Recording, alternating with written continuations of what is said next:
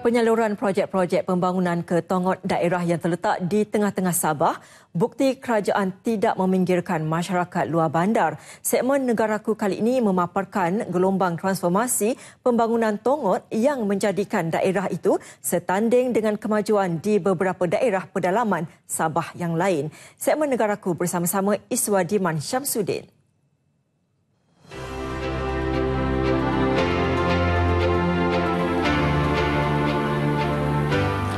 Menjadikan durian merah sebagai identiti, lanskap daerah Tongot kini berubah 360 darjah membabitkan pembangunan sosial dan ekonomi.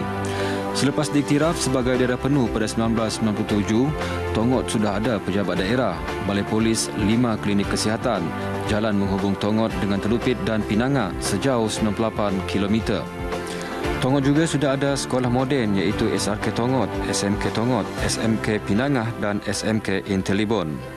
Melalui pejabat daerah Tongot, 5 projek pembangunan diberi keutamaan iaitu pembinaan kompleks mini sukan Tongot, pembinaan 40 km jalan dari Lalampas Tongot ke Kampung Sinaron Suk di Keningau dan projek naik taraf 11.8 km jalan Bangkulat ke Imbak. Bekalan air ke 8 kampung juga dinaik taraf dan bekalan elektrik disalur menerusi talian grid, solar dan generator. Bagi pembangunan sosial dan ekonomi, penduduk Tongot yang 87% daripadanya adalah petani turut menikmati manfaat daripada projek mini estate sejahtera Mesej Lanung dengan tanaman getah dan ternakan ikan air tawar. Tanaman yang besar di sini ialah getah, iaitu kita ada 2.445 hektar tanaman getah yang melibatkan 1.554 peserta. Bantuan yang diterima ini daripada Lembaga Industri Getah Sabah dan juga daripada Risda. Ini adalah pekebun kecil.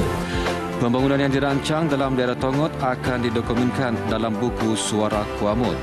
Ia merangkumi rancangan pembangunan 5 tahun hasil idea pemimpin setempat dan ketua-ketua jabatan.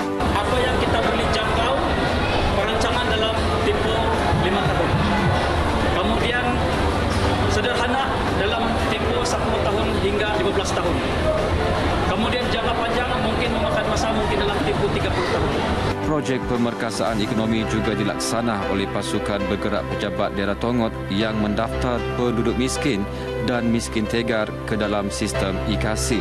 Bantuan-bantuan yang telah diberikan oleh pihak kerajaan, PPRT, dividen lembu dan ladang mesej PPRT. Seperti kalau di daerah Tongot, Borneo, ladang PPRT Borneo.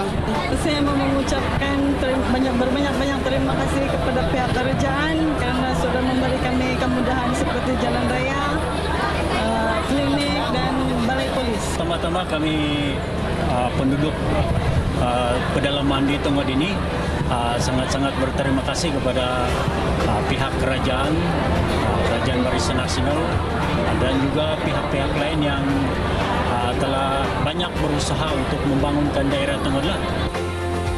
Daerah Tongot yang juga dikenali sebagai jantung Sabah menjadikan durian merah sebagai identiti daerah ini. Selepas tahun 2010, lanskap pembangunan di daerah ini berubah 360 darjah. Bukan sahaja mendapat akses perhubungan yang baik, malah masyarakat di daerah ini turut menerima akses kesihatan yang sempurna yang turut disokong dengan aspek keselamatan yang terus dipertingkatkan. Ia sekaligus memperlihatkan bahawa kerajaan di negara ini komited terhadap pembangunan di kawasan luar bandar.